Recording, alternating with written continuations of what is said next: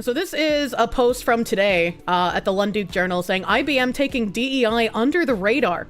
Whistleblowers provide details on how IBM and Red Hat are simply renaming diversity programs as the company continues discriminatory hiring practices. And I was like, wow, I'm so shocked that what I've been saying companies are doing for the past 2 years is exactly what they're doing. And back in April was when he first reported on this. So this is from April 8th, and I have a video on this portion of stuff on my channel from April. He said the Lunduke Journal has obtained an internal email from Red Hat CEO Matt Hicks, which announces a number of massive DEI-related changes at the open source giant. Red Hat will remove racist illegal diversity requirements for third-party suppliers. DEI communities will be transformed into employee resource groups. DEI-related information and language will be updated or removed from Red Hat's public websites.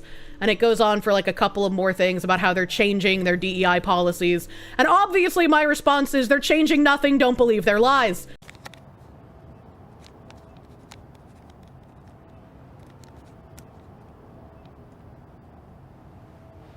Whistleblowers are incredibly important to show what companies are attempting to do internally. This is a perfect opportunity to read the April Bridge buzz and read through Cheryl's Project Forward tips for companies to stay committed to DEI. And then read the DEI changes at Red Hat again. And I've pointed to this April Bridge buzz multiple times, and they put out one of these every month at the beginning of the month. I'll have to see if there's an August one out yet, but I'll read through it again really quickly. Number one, in the same way that all business practices evolve, there should be no stigma attached to evolving DEI practices. Despite the collision with politics, the evolution of DEI practices should be subject to the same rigor as other business practices. Figure out what's working and what isn't, strengthen its attachment to business impact, and mitigate risk. 2, beyond ensuring full compliance with existing laws, the most powerful way to mitigate risk is to broaden your inclusion efforts across the organization, intentionally tying them to business outcomes and market impact. So the second bullet point is specifically talking about changing their language to continue doing this DEI work without going afoul of existing laws. They're going to be changing things like equity to things like belonging or inclusion. 3, inclusion can be transformational in driving business growth, especially when activating historically untapped communities whose buying power continues to grow in scale and influence. 4, consider your inclusion maturity through a growth lens of how you see, serve, and show up in the marketplace. 5, the Civil Rights Act and the legal protections it affords remain unchanged. Continue to review your DEI practices to ensure that they're compliant with Title VII. For example, internships are open to all applicants, mentorships open to all employees, allies are invited to attend ERGs, etc. And so again, this goes back to what Bridge has been saying for about 2 years now, what Sherm said in June or July of last year, whenever it was. They have used this polarizing language to make white, straight men feel like they're not able to be a participant in this cultural change. You need to invite people to become allies to these specified groups. So if you have an LGBTQI plus whatever ERG, or you have an African American ERG, you can now get around these legal things by saying, well, you don't have to be African American to join. You don't have to be part of the LGBT to join. You can be an ally, and you can prove to us that you are dedicated in advancing the positions of these specific groups. Or they're just not going to accept somebody who is not specifically for that group, and it still would be legal for them to do. 6, an EO executive order is a directive for how the federal government must act under the law. In and of itself, it does not have the force of law. Therefore, executive orders can be overturned if they violate federal or constitutional law. And there have been some places that have challenged the executive orders around DEI that Trump has signed. 7, the assertion that merit-based hiring is contrary to DEI practices is a false narrative. DEI practitioners have not advocated for hiring unqualified individuals. The role of DEI is to break the systemic structures that have historically excluded qualified talent and expand opportunities to those who have been arbitrarily denied access. Merit and DEI have never been mutually exclusive. They are just boldly lying. 8, you cannot please everyone, so committing to your company values versus capitulating to the politics of the moment is essential in maintaining trust in your brand. And the phrase capitulating to the politics of the moment we've seen in a million different articles from a million different people. They're basically saying it's scary right now and you don't want to get in trouble and you don't want to have to deal with legal battles, but you have to stay the course and you have to stay committed to this moral imperative. These values guide your mission, goals, culture, decision-making, behaviors, and relationships, serving as a foundation for how your company operates and interacts with employees, customers, and the broader community. Number 9, clearly define a zero-tolerance policy for all forms of discrimination and harassment. Ensure it is clearly communicated to your employees. Well, it's zero tolerance, but you can't really discriminate against someone you don't believe is actually a real person, right? You know, like the prejudice plus power kind of definition. And number 10, be proactive and transparent in your communications to address questions and reassure employees, especially those that belong to communities directly targeted, that the recent actions by the federal government do not override their protections under existing law or otherwise undermine the employer's commitment to support them. And so if we go back to current time and we read what Lunduke has wrote about me being right yet again. So Lunduke here writes, IBM taking DEI under the radar. Back in April, the Lunduke Journal broke the story of IBM ditching DEI policies company-wide, including at their subsidiary Red Hat. This change was announced in the wake of multiple lawsuits against IBM for their DEI policies and executive orders against DEI from President Trump. At the time, activist employees at Red Hat and IBM were not happy, to say the least, encouraging and planning protests, raising hell, and even killing fascists. But now that a little time has passed, let's take a look inside at IBM and see how their ditching DEI change is actually going. DEI is staying under the radar. Thanks to whistleblowers within IBM, we know that employee groups focused on DEI still, in fact, exist. They're simply changing names in order to stay under the radar and avoid having a target on their back. Wow, where have we heard that before? And here's some messages. Looks like it's in some sort of like work group for IBM. It looks like it says inclusion at IBM, formerly hashtag diversity-inclusion. So I guess they just took out the diversity and now it's just inclusion. Grayson Graham said, just a thought, to prevent the channel from getting archived because of our order out of the White House, there might be in need of a name change. Other channels have done it to stay under the radar. And these messages appear to all be on May 1st of this year. Justine Bernshine responded, it already has. Grayson Graham said, if y'all think that's enough, being a person with a target on their back, everything makes me nervous. The Diversity Inclusion corporate Slack channel, for example, is now named Inclusion at IBM. They simply dropped the word diversity, which is, again, what a lot of places has said they will be doing. They will drop the DEI acronym. They will drop equity from the terminology. They will drop sometimes diversity and replace it with belonging or inclusion. This is just, again, I've been saying this is going to happen since January last year. Employees are using that IBM DEI Slack channel to clarify corporate changes to DEI policy, which again, thanks to whistleblowers, we have screenshots of. Bless whistleblowers. A key item, the DEI department has been renamed to Inclusion and now reports to Kitty Cheney-Reed, the Chief Leadership, Culture, and Inclusion Officer. IBM is no longer a part of the Human Rights Campaign. The HRC no longer align with IBM priorities. And again, we've seen a lot of companies dropping these. And at first I was like, maybe they're dropping the HRC reporting in order to like show that they've done something to drop DEI. But after every single company has dropped it, after about the 5th or 6th company, I was like, this is probably nothing to do with them showing, look, we have done something to drop DEI. And it's more likely that we no longer want a public record of what we're doing DEI-wise, and so reporting everything to the HRC is against our best interests, which is why every single company is dropping the public reporting system.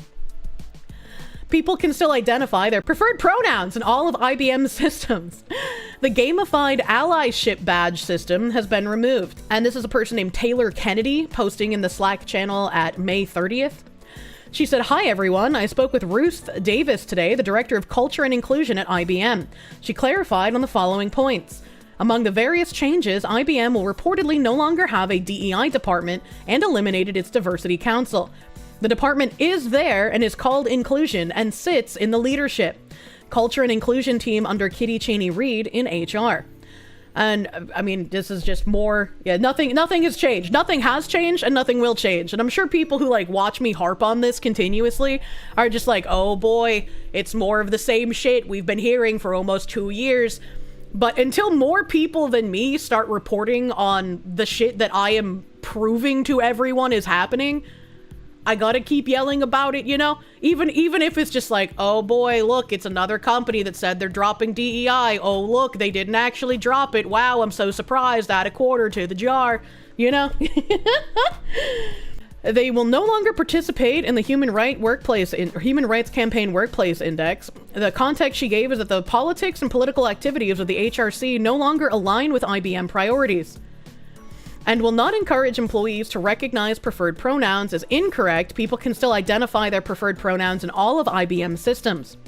IBM has also ended its allyship campaign and allyship training. She didn't mention this. From my research, it's correct. The badge and learning plan is no longer available, and the allyship gateway is no longer available unless they're planning to update and relaunch. As we can see, some DEI policies and programs are gone while others remain, and IBM is making a point of renaming their DEI department within HR. We gain these insights thanks to Ruth Davis, an IBM executive and who currently identifies as a DEI advocate. These clarifications were published by a current member of the IBM HR team, who was originally hired as a diversity and inclusion intern. And here's, I guess, a job posting. Diversity and inclusion intern at IBM. Planned and executed the International Day of the World's Indigenous People celebration with a team through collecting educational content, designs, and employee stories, which were shared with IBMers internally and shared externally through a social media and communications campaign. Researched and wrote a white paper with benchmarking data to showcase an IBM business case for investing in Native American tribal college partnerships. Actually, this is Taylor Kennedy's, list of things she did as an intern. Holy crap. Collected data and content for internal and external communications during Hispanic Heritage Month. Contributed research and ideas to diversity and inclusion efforts and employee benefits that had visibility to the Chief D&I Officer and CHRO of IBM. Developed an employee learning experience to align IBMers on strategy and how to grow their career at IBM in collaboration with an intern team and feedback from executive stakeholders. Completed 50 hours of learning courses and events over 10 weeks, including courses related to diversity and inclusion, IBM strategy, candid feedback, and compensation essentials. And then finally mentored P-Tech high school students through website project feedback. In short, DEI advocates continue to control IBM HR, and DEI departments continue to exist. Up until recently, both IBM and Red Hat had discriminatory hiring policies, including sex and skin color quotas, and even rewards for executives for hiring fewer white men. As we learned as part of the original leak supplied to the Lunduke Journal back in April, the diversity goals are no longer part of the executive incentive program. Which begs the question, now that a few months have passed, is IBM still discriminating against white men? Getting hard numbers on the demographics of new IBM and Red Hat employees is not likely to happen for quite some time, if ever. But here is a picture posted yesterday of new Red Hat interns. This might give us some indication of where things are heading. It says, Happy National Intern Day to all the incredible interns making a real impact at Red Hat. So proud to see your fresh perspectives, innovative ideas, and dedication in action. Not just learning, you're helping shape the future of open source. Can I open image in new tab? Are we going to play Where's Waldo, but it's like Spot the White Man instead? I see a handful of white women. I think this might be a white guy. Right here. I think there's one with the like SpaghettiOs hair over here. There's another one over here in the back. Top left, center left, very few. I see the curly hair guy, the blue shirt guy. This one could be white or could be Middle Eastern. It's hard to tell because of the lighting and there's a woman's arm in the way. A little hard to tell there. This guy looks white, so that's 3. Got a very big arm. There's a 3rd one. There's a 4th one right there. That's a brown-haired guy. Looks like this is another white dude next to him. So what, that was 3, 4, 5? That's 5 right here. We got 5 white dudes. This one looks white. 6. This one right here could be possibly, so I'll say 6.5. I'll say 6.5, because it's hard to tell with this guy's head right here. Most of it's covered up. Well, finding the white guys in this photo of Red Hat interns isn't quite as challenging as a round of Where's Waldo, but it's close. Oh, you made the same joke as me! Now, for me personally, I truly don't care what the demographic ratios are of employees and interns within a company. Hire the best people for the job, regardless of their sex or ethnicity. Meritocracy is a good thing. That said, considering the multiple pending lawsuits against IBM and Red Hat, specifically regarding their discriminatory policies towards white men, and their previously stated goals of hiring less of them, it is more than a little interesting that their latest crop of Red Hat interns is almost entirely people who are not white men. And I mean, I can agree for this entire thing, right? Like, people who want to argue against you will be like, well, why are you counting the white men in the picture? I thought it didn't matter. I thought you were for meritocracy, right? And it's like, yes, we are for meritocracy, but while we have this rotted system privileging certain people, like, we can't just act like meritocracy is already in action. We have to do the same thing you guys do by being like, hold on, let's count the number of people in the room.